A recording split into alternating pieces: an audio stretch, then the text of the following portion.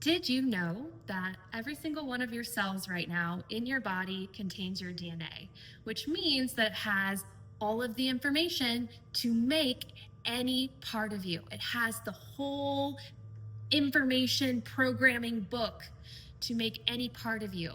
And yet we have a skin cell or a liver cell or a brain cell or just a part of the whole. So why does a skin cell become a skin cell and not a liver cell? Well, to say it very simply, every single one of your cells is programmed to only read a small section of your DNA, and that is what it expresses. Even though it has the information for the whole macrocosm that is you. One could say that every single one of our cells is only conscious of part of our DNA and unconscious of the rest.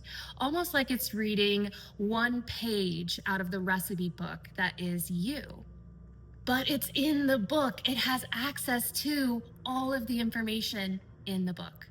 And this is why you might have heard the narrative that we are all holograms, because every micro part of us contains the macro information for the whole. The macro is reflected in the micro. Even though the micro is just expressing a small part of that macro, it is connected to all of it.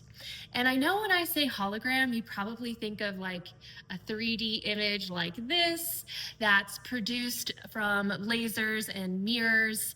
And this is a hologram too, and I'll tell you why.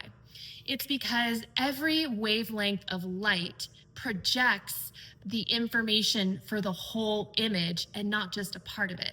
So you would think in this projection of a hologram, right? That if you were to like cover up part of the laser light that's projecting that image, that you would get part of that image blocked out, like a chunk of it would go missing because part of the light is being blocked. However, that's not what happens. What happens is the whole image just gets smaller. So for example, if we're looking at a hologram of an apple and part of those wavelengths of the laser light are covered, you don't get a chunk of the apple missing. You simply get a smaller whole apple, which is representative of the fact that every single one of those coherent wavelengths of light carry the projection of the whole image. And so therefore it's a hologram. So now I want to talk about this message that's been shared by ancient teachers up to modern day scientists. And that is the narrative that we are whole and complete right now in this very moment, not lacking anything, and that separation is an illusion. And I want to use this analogy of your cells and DNA to show you that. I want you to think about how one of your cells probably feels like it's lacking things, and like who knows if cells actually feel or have this type of consciousness, but very much part of the whole, but not the whole, right? Very similar to us as like a human in the human species. Like I am part of the human species, but I am like part of the whole, but am I connected to the whole? When your cell is only consciously aware of a small part of your DNA, could the same thing not be said for us as humans? That we are almost reading a single page out of the book of humanity, but we are part of the book. All of the information is there.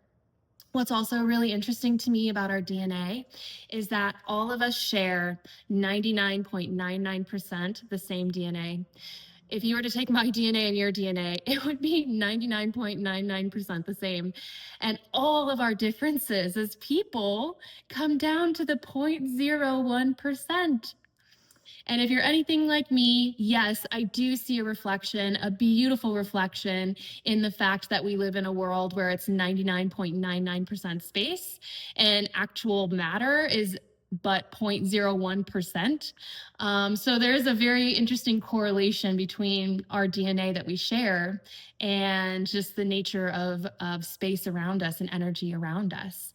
So with all of that being said, knowing that you are a page in the book of all human consciousness, you have all of the information for all experience here and you just are not consciously aware of it. But here's the beautiful thing: we can expand our consciousness, we can become more aware. And in fact, we're doing it all the time. You're doing it with this video, digesting new information and assimilating it into your framework of reality and expanding your own awareness. And the reason that this applies to your life, right? Looking at this holographic principle, the macro reflecting the micro and the micro holding the macro. What do you think happens when you are navigating your life from a state of lack and missing and incompleteness, right? Like that's probably realistically what most of us feel. I certainly feel that in different dimensions of my life right now. Like I am lacking things, chasing or avoiding, like things aren't right, things aren't whole or complete, like very human. And at the same time, when we feel the wholeness that is actually present in us right now, this very moment, in the same way that your cells can feel the wholeness of all of you, even in their individual expression, we can begin to see our life just right now, just as it is. Nothing needs to change. All wholeness is here for you in your life, including the experience of lack. Experiencing lack is part of the wholeness. And so you're very much doing what we're all like, maybe naturally here to do, which is experience lack and separation. But that experience is part of the whole experience of humanity. And you have the ability to shift your focus from the lack to the wholeness. And as you begin to feel and see and appreciate the wholeness of your life in this moment, just as it is right now, you no longer need anything to change. You are no longer suffering through your life, wishing things were different, because you've changed how you experience your own reality. And when that happens, a funny thing happens when we no longer want anything to change because we feel whole and complete right now. That's when things actually change. That is when, wholeness breeds wholeness. So the more that we focus on how full and rich and deep and abundant our lives are right now, even though things probably aren't perfect and are uncomfortable and, pain exists and all this stuff and panic and fear and all these things that are part of all of humanity, wholeness is here for you to see right now in your life. And if you successfully feel that connection to abundance, that it's like, it's all here if I just look for it, then a really interesting thing happens when you find wholeness in your own field as a microcosm.